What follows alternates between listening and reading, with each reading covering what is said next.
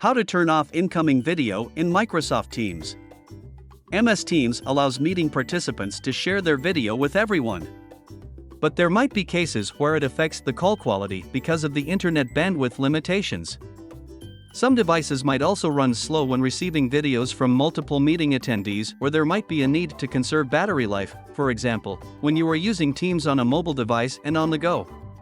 Turning off incoming video might help resolve all the issues just described. During Teams meeting, go to More Options by clicking on 3 dots in your meeting controls. Select Settings and click on Turn off incoming video. Enabling this option will make only you unable to see videos shared by other meeting participants and will not affect the settings of others. To re-enable it, go to More Options again, click on Settings and then turn on incoming video.